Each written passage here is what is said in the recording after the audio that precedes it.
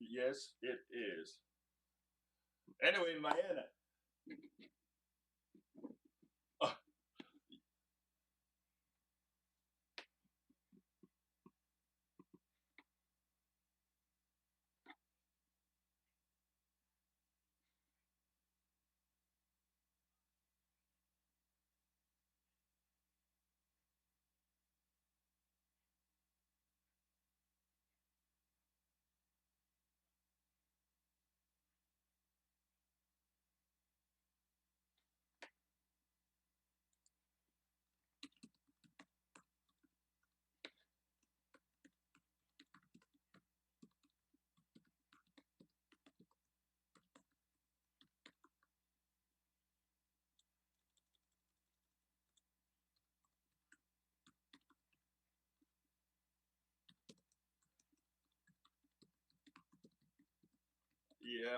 yep. Let me tell you guys, I have an important program that we have to talk about today. And it really did any of you? Let me ask any of you. Did any of you see 60 Minutes last night? Okay.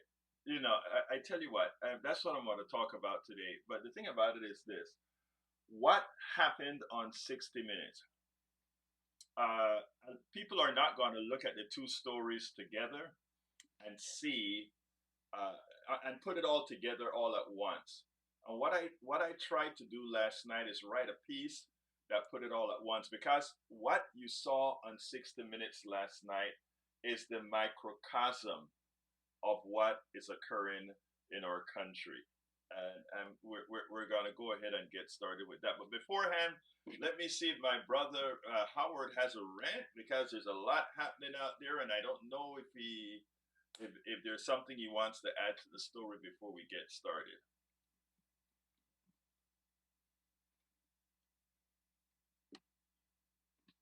Okay.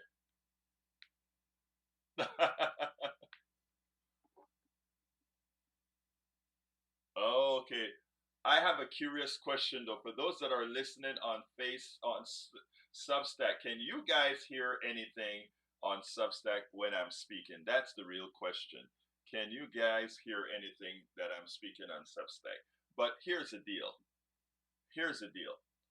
I titled the new piece for this morning, which I was really, really trying hard to get together. And by the way, Substack can hear me, they can't hear the studio. So I honestly think we have an issue that I'm not, again, sure on what side it's going to be. But anyhow, let's go ahead and get started, because we get things working no matter what. And here we go. The title of the piece for today, for this morning, is How Privatization Has Broken U.S. Healthcare and High Speed Rail, and Who Pays the Price. And people are going to say, why the hell are you talking about healthcare and high speed rail? Again, I want to I point want to to point to the two stories that started this thing, and it seems like I am starting to hear myself myself in the stuff on on our other channel. So let me get there, and we'll see if that's true. Okay, can is everything? Is Can you guys everything? Can still you hear guys me still just hear right? me just right? Yes, I Yes, gather. I got it. I got it. Yes. All right, that is Okay, that excellent. is excellent. Because what this Because what means this means is that is we that may we have may solved have the solved issue, the I issue, think. I think. But let's keep the But other let's keep line the other high. line high. But But anyhow, anyhow, the title of the the program title of is the How program is How Privatization Has Privatization Broken Has U.S. Broken the U.S. Healthcare and healthcare High-Speed and Rail, high-speed and Who rail, and Pays who the pays the Price. price. And this is what's This is important, what's folks. important, folks. This is what's This is important. what's important. Two 60 Two Minutes 60 reports Minutes expose reports a deeper expose a truth. deeper truth. Privatization is Privatization draining is draining U.S. the healthcare U.S. and healthcare and infrastructure, infrastructure, leaving Americans leaving to pay Americans more to or pay more less. or less. The two The stories two are as stories follows. are The as two follows. The stories two stories appear appear unrelated on the unrelated on the surface. surface.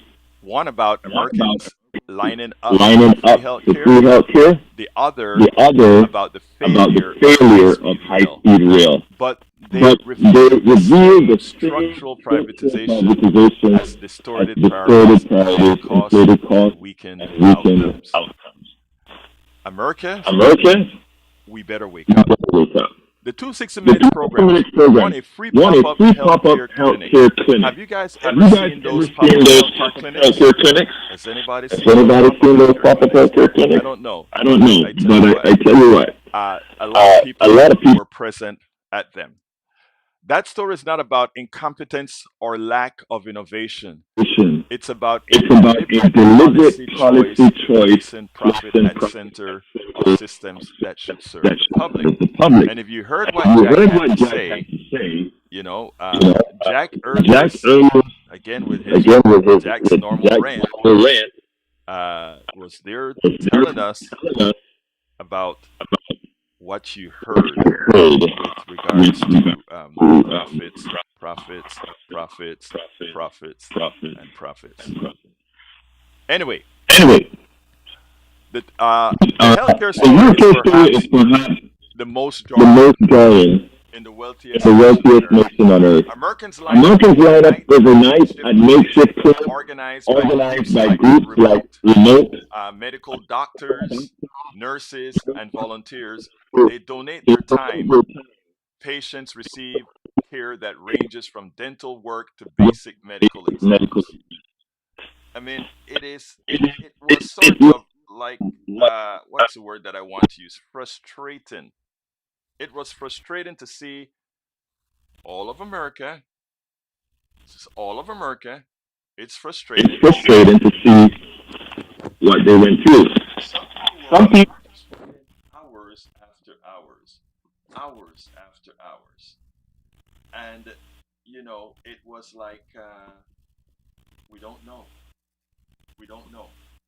The United States spends per capita on healthcare, more than any other industrialized nation, yet millions remain uninsured or underinsured. The contradiction does not arise from scarcity, it arises from extraction. Okay, it arises from extraction.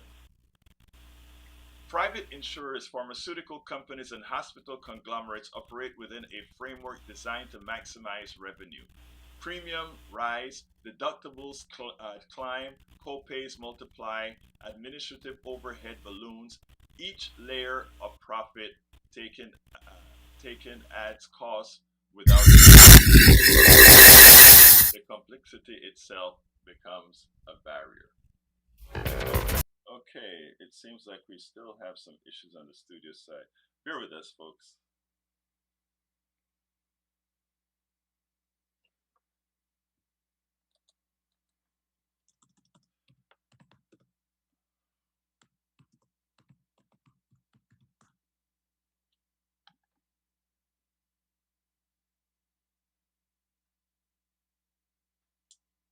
All right, we'll get this fixed in a minute, we hope.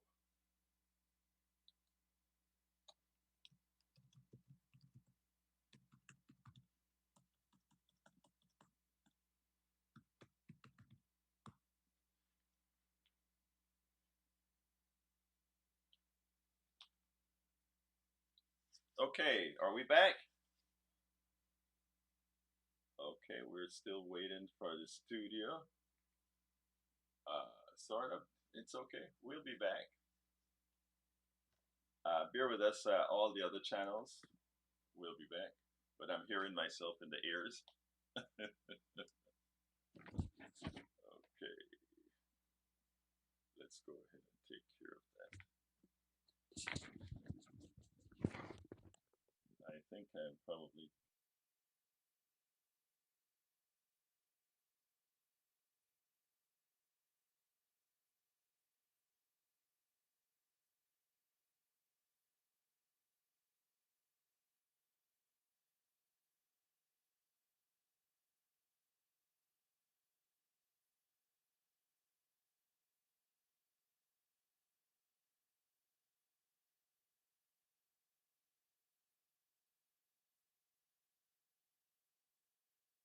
All right, guys. Let me see. We're going to continue the show on Substack and until the air gets taken care of. So let's go ahead and do this. Let's go ahead and do this. Sorry about that. I think you can hear me now. The audio is back. Everything is back and running. Okay. So yesterday, for those who are just coming in, forgive the problems that, or for those who've been here, we are doing it now from Substack. And let me just make sure that we have all the things put together here. Okay, here is the deal. Here is the deal. Uh, Look, something on my lips. Get that off of my lip. What is that? All right. Okay, good. All right, let's get started. Stadion says he absolves me. He said he absolves me. Uh, anyway, let's see here. We will. All right, great. All right, folks, here we go. There are two stories that occurred on 60 Minutes. And I'm starting again from the beginning just to make sure that the newcomers can actually get what's going on. And again, we apologize for the technical difficulties. And people may not look at these stories like the two 60-minute segments, one a free pop-up healthcare clinic, the other on the United States failure to build high-speed rail, tells a single story. That story is not about competence or lack of innovation because the American people are that competent and full of innovation. It's about a deliberate policy choice, placing profit at profit center over public needs. The healthcare story is perhaps the most jarring in the wealthiest nation on earth. Americans lined up overnight at makeshift clinics organized by groups like Remote Area Medical. Doctors, nurses, and volunteers donate their time free of charge. Patients receive care that ranges from dental work to basic medical exams, services, and all the other in any functioning system would be routine and accessible. So, again, if this were a functioning system, what those people are doing for free and setting up all these tents, etc., to take care of Americans, that would be taken care of. The United States spend more per capita on healthcare than any other industrialized nation. Yet, millions remain uninsured or underinsured. That contradiction does not arise from scarcity, it arises from what, folks? Extraction. I want to pause here from what I wrote to point this out. None of our current problems that we have are caused by the individual. All of you out there are doing exactly what was asked of you. You get up in the mornings, or for those who work the night shift, you get up at night, you go to work, you get an earnest pay, you make things happen. You all do. So you have handled your part of the equation in an economy that has workers and people to be worked for, etc. Private insurance, pharmaceutical companies, and hospital conglomerates operate within a framework designed to maximize revenue. What does that mean? That has nothing to do with you. You are just a cog. You are a cog in the system. Your humanity doesn't matter. Premiums rise, deductibles climb, copays multiply, administrative overhead balloons. I want to stop with administrative overhead. You always hear that word, administrative overhead. What does it really mean? Administrative overhead should mean things like the secretary. It should mean things like the janitors that keep the offices open. It means something like whatever it costs for the banking account and so forth. But that magical thing called administrative overhead is where a lot of the theft occur on you because they can throw anything into the ledger for administrative overhead and it covers everything. Each layer of profits taken adds cost without adding care. In fact, the complexity itself becomes a barrier to care. You're paying for the complexity, that means you're not paying for the care. Studies from institutions such as Kaiser Family Foundation and the Commonwealth Fund have consistently shown that Americans pay more and receive worse outcomes than either peers in other nations or elsewhere. The difference is not technology or talent. And let me point this out. The difference is not technology or talent, it is structured. You know, we talk about Cuba, that communist evil country. Well, let's forget about the politics of it for now and let you know that their maternal health care exceeds ours. Much of their healthcare system exceeds as far as the outcomes for people. In other words, are they healthy? Can they live their life? Can they be on minimal medications, etc.? It works better out there because, again, it's the way healthcare is delivered. We deliver healthcare here as a product for the profit of the few. In other words, my wife has lupus.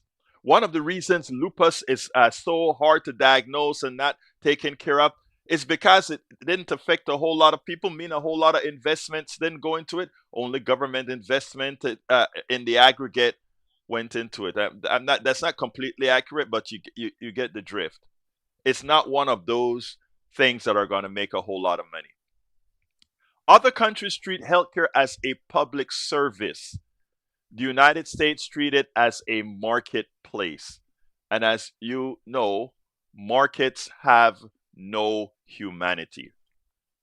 You stood up and you saw all those people out there waiting for health care. And you sit down and you're like, is this America or is this a third world country? I'm going to suggest that all of you, sometime in the next few days, go to the I'm not normally not sending people to CBS since Barry Weiss took over. But this story was told without politics and it was left for you to infer a whole lot. And by inferring, one would come to the right conclusion. So they treat our healthcare as a marketplace, and in so doing, we don't matter. We don't matter. The profit does. Now, the high speed rail story mirrors the dynamic almost perfectly, right? Almost perfectly. Across Europe and Asia, high speed rail connects cities efficiently, safely, and affordably. In Japan as well. The Shinkansen had operated for decades with remarkable reliability in France, Germany, and China. High-speed trains from backbone is a backbone of the nation's systems, transportation system. And it works. And you know what? It's efficient to build, it's efficient to use, it reduces your carbon footprint. All of that is true. Do you know how many people would take a train in Houston if we had all the different centers of Houston connected? We take a look at New York, not high speed rail, but just the old infrastructure of the subway system is the heart of New York. You look at Chicago, the heart of Chicago, right? But now, in the current times, we can't build rail systems. People say, oh, it's because of regulation, because of regulation, because of regulation. No, it's not. But let me continue the piece here. For decades of tax cuts, or I should say, in the United States, by contrast, high speed rail projects stall, costs explode, and timelines stretch indefinitely. Critics often frame this as a failure of government, but that framing ignores the underlying constraints imposed on government. First, decades of tax cuts, disproportionately benefiting the wealthy and corporations, have reduced the public revenue. This is not an accident. It is a political strategy. Starve the government, then points to its inability to execute large projects as evidence as of the inefficiency. I want you to hear that because we're going to come back right around in that. They don't want to pay taxes, but taxes is what it would take to build all these systems efficiently. And because you couldn't build them efficiently, what happens then? People go ahead and say, Oh, the government is inefficient. Why is the government inefficient? Because they can't build rails. Why can't they build rails? Because they can't tax the wealthy enough to build the rails because the wealthy pays them off not to be taxed. Okay, let's go a little further than that. Second, and more importantly, the government is often required to outsource critical components of infrastructure development to private firms. These firms operate under different mandate maximize shareholder value. Remember, the government does not have to make a profit. Private companies do. The government do not have to make a profit. In that case, then, having the private sector involved in transportation and all these guys, profit becomes what? A huge expense. Because if you have to charge a customer not just for the administrative costs and material costs of having a train, if you also have to add to that shareholder value, executive bonuses, that's an extra cost that not the millionaire pays. All of you riding the train pays. That is why that doesn't belong in the private sector. But here's the thing. Second, and more importantly, the government is often required to outsource critical components of infrastructure development to private firms. These firms operate under a different mandate. So if you take a look at what they do, is they say, okay, if we are going to have the government build these train stations and these trains, etc., you need to go ahead and build it through private companies. But these private companies are going to inflate the cost of all this stuff. Why? Because they have to make a profit. They have to do all these things. So, right there, you extend the cost. But there's another caveat. When they cannot afford to do it, what do you think happens? When they cannot afford to do it, they then say, oh, we need to go to the government to get funded to build it. If you listen to 60 Minutes yesterday, that is exactly what they said. Well, we can't do it without the government. So, in effect, what we have is the government subsidizing private companies to build these trains, to build these things. And because of that, we can't get them built. So, where is the failure rate? Is it government or is it the private sector? And I will contend and discuss with absolutely anybody that I think it is clear that it is the government that has failed. I'm sorry, that it is a private sector that has actually failed and failed royally.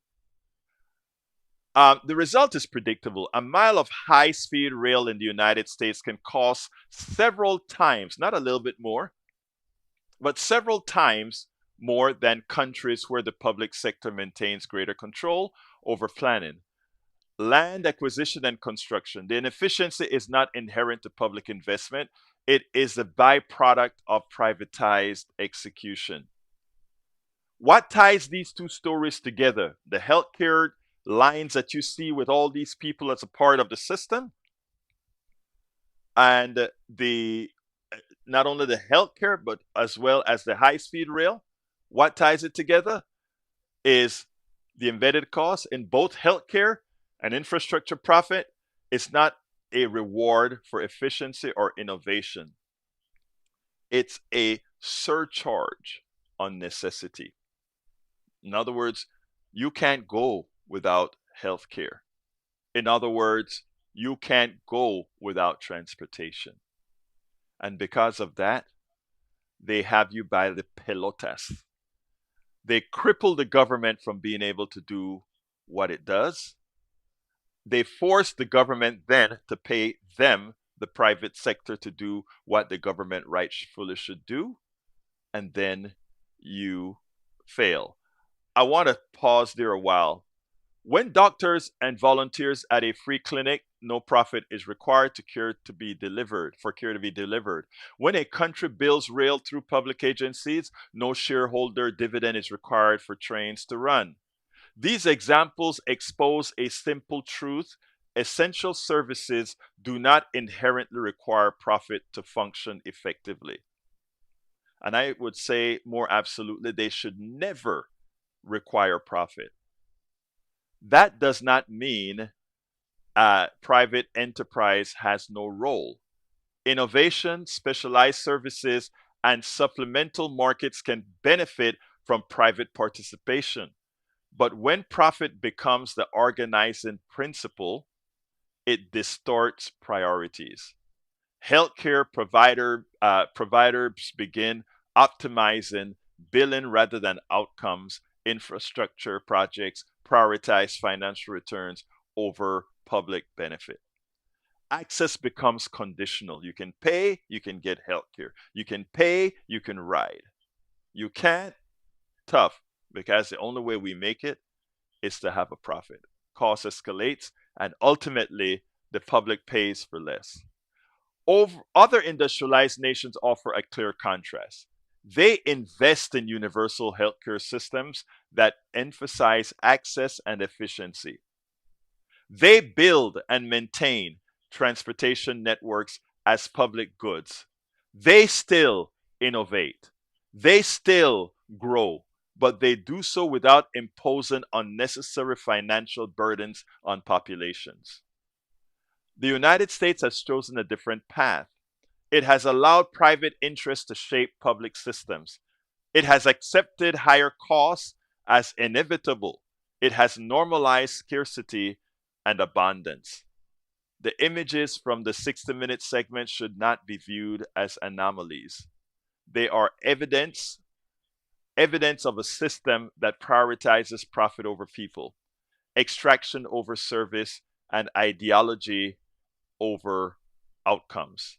The question is not whether the United States can do better, it is whether it chooses to do better. And I had a few typos in there. I was after the 60-minute story, I had a couple other blogs to write, and I was typing like crazy, and like, I got to get this out while the thoughts are still fresh in my mind. So, uh, but those stories, I hope you see the congruency between those stories. And it all has to do not with entire private. I'm not against private enterprise at all. I'm for private enterprise. I'm for free enterprise. But anything that is required to be of good to the people, anything required to be of good to the people, it must. Anything good to the people must and must, folks, be done through we, the government, the taxpayer. There's no two ways about it. All right, it seems like we have people on the line. I don't exactly know how this is going to work, but I am going to try it. Let's go to Johnny.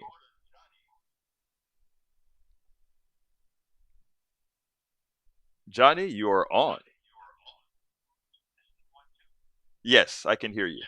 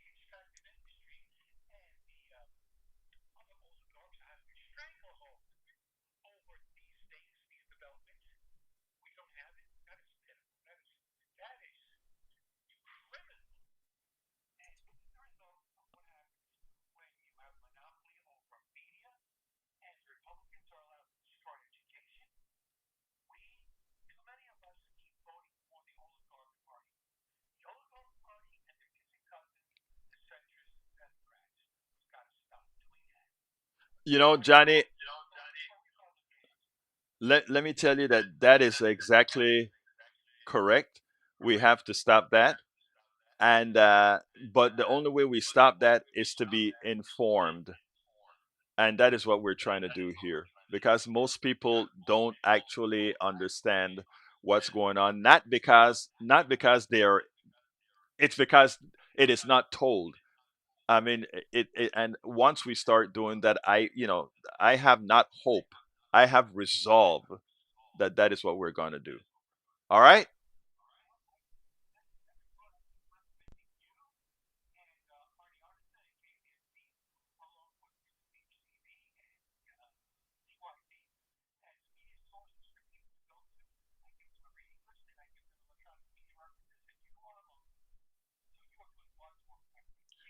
Thank you, brother.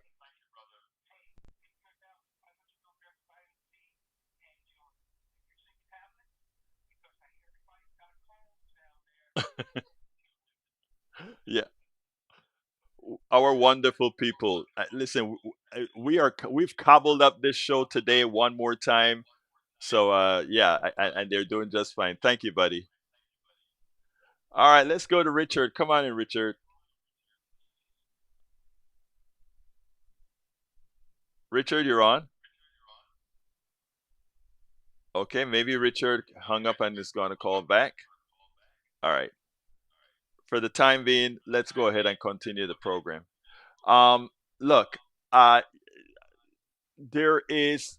I'm pretty much done with this particular subject here, so I'm going to hit us on the other subject, and the other subject has to do with General McCaffrey and this current situation we are in Iran. I want you to listen to what he has to say, and then I have a commentary after that. I'm pretty sure that this is going to go over the line if we are lucky and get it going. We've heard so much about mission creep in the Middle East. We've got a lot of seasoned experts saying that the Trump problem here was a mission deficit. That we didn't start with a clear mission, and now we're reaping the confusion of that. Well, first of all, I totally endorse Ambassador Ross's viewpoints. We got into this thing decision by whim, policy by dictate.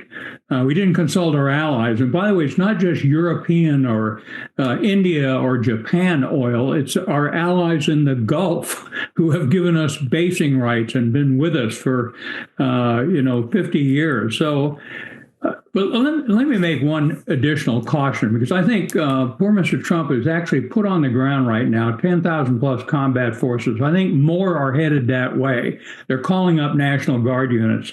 I think he's putting together what he thinks is a capability to either seize three islands, fortified islands near the Straits of Hormuz entrance, or possibly go to Karg Island, or even worse, go into Natanz and Esfahan and put engineering units on the ground and dig out fissile material. It's not just 1,000 pounds either. It's 5 tons of lower enriched uranium and other material. We'd be there for 10 days, 2 weeks. We'd be besieged. He actually still has the capability to put us in a tactical disaster if he doesn't think about what he's doing. So I'm alarmed when I see the Chief of Staff of the Army, General Randy George, with his multiple combat tours and Purple Heart and experience, getting fired in the middle of a ground combat campaign. Now, most of it, I think, was Hegseth and his compadres up there are basically eradicating DEI.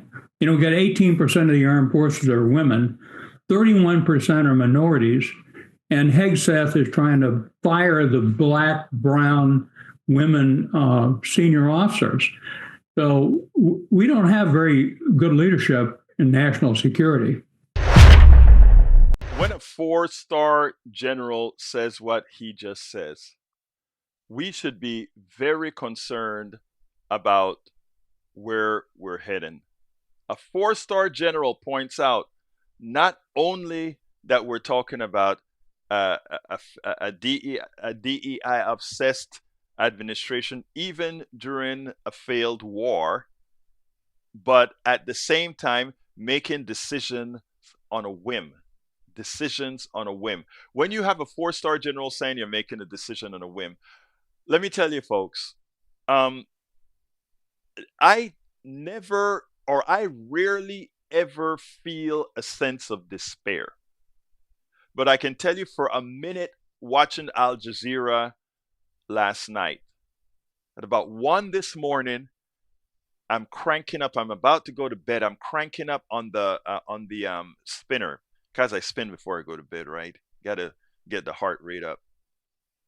Um, I'm watching Tehran being bombed, and then there are few clips of Israel that I am seeing being bombed. But you know, Israel is really restricting the amount of information that is coming out of Israel. Even the major news networks are not telling you half of the stuff that's happening in Israel as well.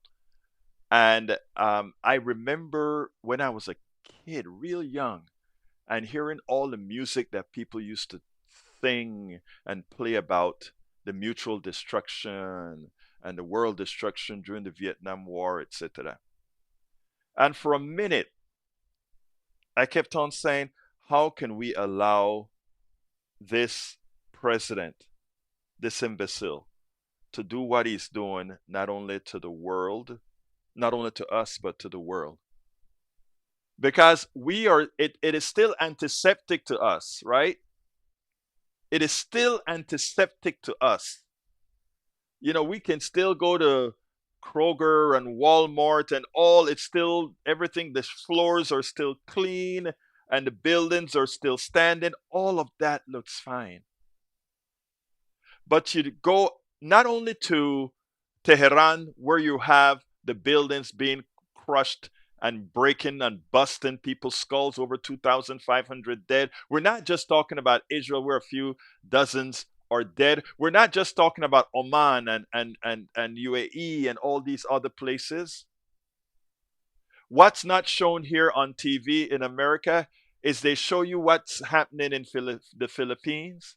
They show you what's happening in Indonesia. They show you what's happening because of the close of the Straits of Hormuz and this war that we started. They show you what is happening all around the world. And while we are concentrated on the pain of gas prices to the American people, to all of us, what's going on in these other places is pain that they have a problem enduring.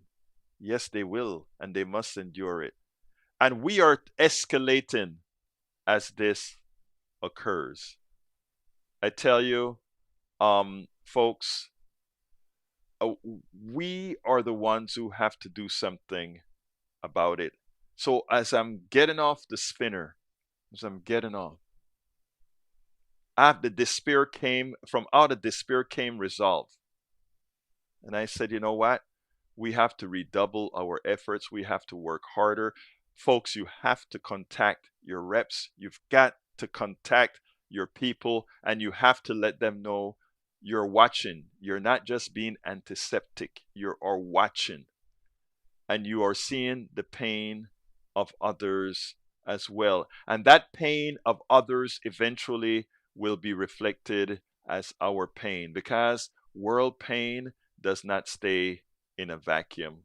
World pain does not stay in a vacuum. So it looks like we have calls. I noticed that I got dropped by one channel on the studio. Let's see if I'm going to hear these guys. I am not sure that I will. So what I'll do is I'll go ahead and try it. Let's see if I'll be able to hear Jimmy.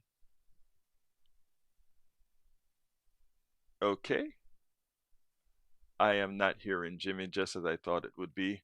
Let's put Jimmy back on hold, and what I'll do is I'll go ahead and try to maybe go to the site and pick up that sound. But again, folks, we have to be very cognizant of what's really going on, and not just take it as, well, you know, that's just how it is. Yeah. Okay, well, that is too far behind. Anyway, folks, I'm Jimmy and Richard. I'm not going to take the call today. We are going to try to resolve this stuff once and for all this week. Okay, but I can't take that right away. Uh, let's say let's go ahead and do that. Anyway, folks, let's continue. Uh, okay, let's go ahead and continue this. I have another video that I want to play, and this one is actually explains a bit better. This one is very important. This one explains a bit better.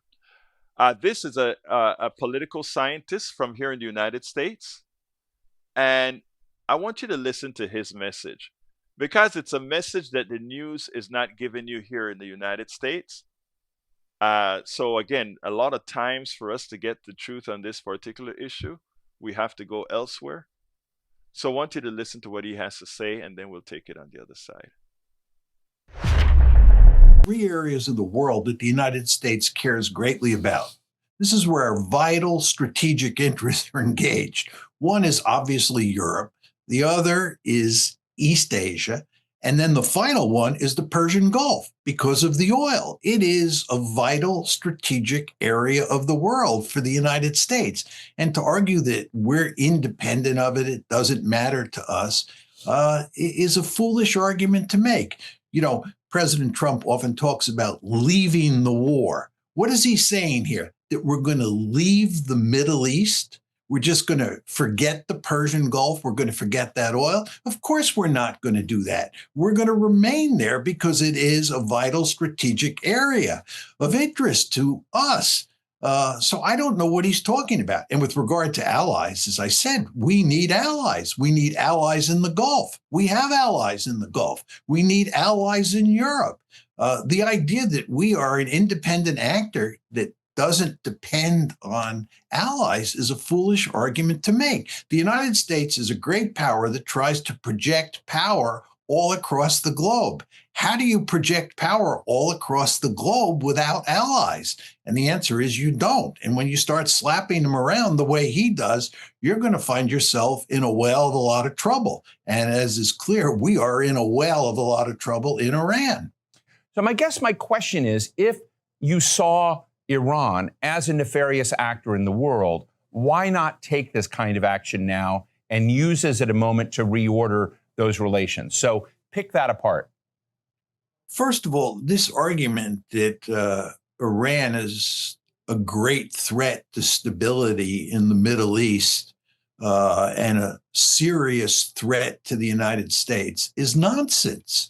The greatest threat to stability in the Middle East is the United States working closely together with Israel. Iran has not started a war in centuries, as best I can tell. It's not a highly aggressive country. The country in the Middle East that is highly aggressive is Israel. The country that has committed genocide in Gaza is not Iran. It's Israel. And we were complicit. We, meaning the United States, were complicit in that genocide. Twice, once last year in June of 2025, and again on February 28th of this year, the United States and Israel launched unprovoked attacks against Iran. So the idea that Iran is this great destabilizer in the Middle East is a myth that the United States and Israel purvey. This is not to say that that Iran doesn't present some problems in the Middle East that the United States has to be concerned about. But the idea that this is a serious threat, much less an existential threat, is not a serious argument. That's point number one. Point number two is if you look at what the Israelis and the Americans are now doing to deal with this purported Iranian threat, what you see is we've taken measures that have made the situation much worse. In fact, one could argue that we are going to crash the international economy as a result of this war that Israel and the United States started. I would make the argument that we are on the edge of the precipice in terms of the state of the world economy because of this war. This war shows no signs of ending anytime soon, and already great damage has been done to the international economy, and more damage will be done the longer the war goes on. So this idea that, number one, Iran is a great threat to the United States is bogus.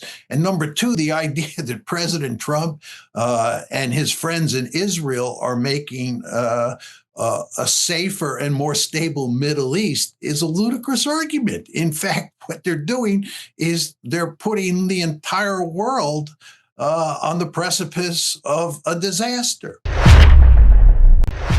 It could not be clearer, and I think that bears repeating. I'm going to kind of expand more on this on the 3 o'clock show, but I just want to tell you guys this. What is important here for us to do, folks, is stop believing all these things that you're hearing and start looking at body count. I hate to put it that way. It sounds macabre. Please look at body count. Please look at those that are saying we are out here protecting lives. We are fighting so that lives aren't taken, and just add them up over the years. Look at body count. And if you are supporting life and if you believe in life, you're going to say the person that saves us the most lives, or the person or the country or entity that leaves more people alive and they kill less people. If you want to know the guilty one, look at the ones that have the high body count. Look at the body count in Gaza. Look at the body count in Lebanon.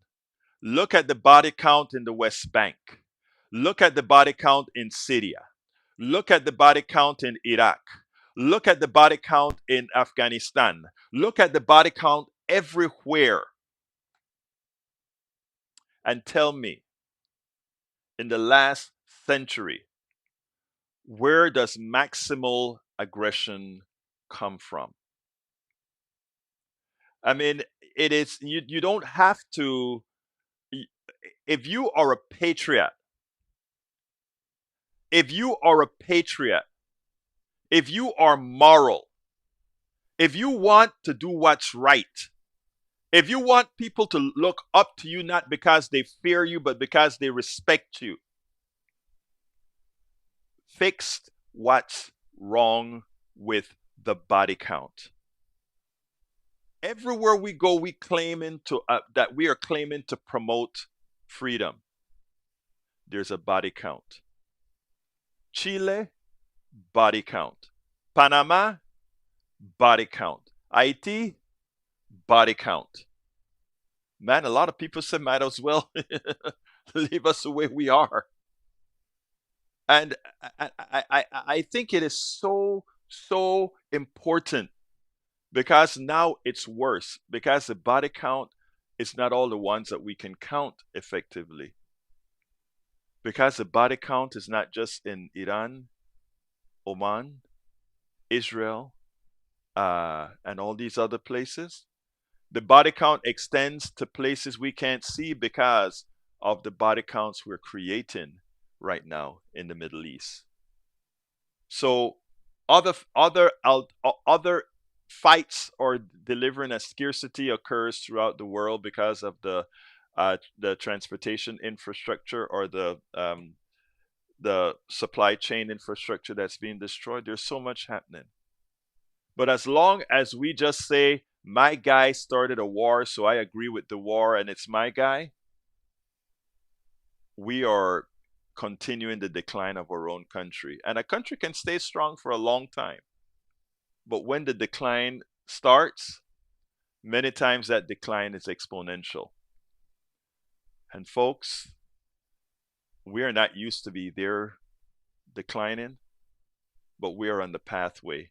And with the constant use, Lynette is right, soft power is gone because they took out our humanitarian aid to other countries. Now we are a big bully. And, we've been a big bully, but the soft power gave us a lot of power not to be as bullying as we've been. But we're going to have to wake up, folks, and do something. We're going to have to wake up and do something. We're going to start wrapping in a little bit. Let me tell you, folks, we have agency, remember. We have power, remember. We cannot stop an imbecile that has no fear because he believes his own rhetoric. But you know who doesn't believe their own rhetoric? Those politicians who fear that they're going to be out of power. And those are the people that you have to work with. Those are the people you have power over. So let's remember that. We are still empowered and we can still get the job done. Please remember the rest of the program is at politicsdoneright.com/newsletter, politicsdoneright.com/newsletter. You can email me directly, kpft@politicsdoneright.com, kpft@politicsdoneright.com. I do apologize for some of the technical problems that we're having. We will be working on that this week. Promise we'll be working on that this week. Folks, please remember that April 17th is the Zoom Coffee with Egberto. Go to tinyurl.com/coffee with Egberto. Love you all. My name is Egberto Willies. This is Politics Done Right. And you guys know how I end this baby. I am what? Out.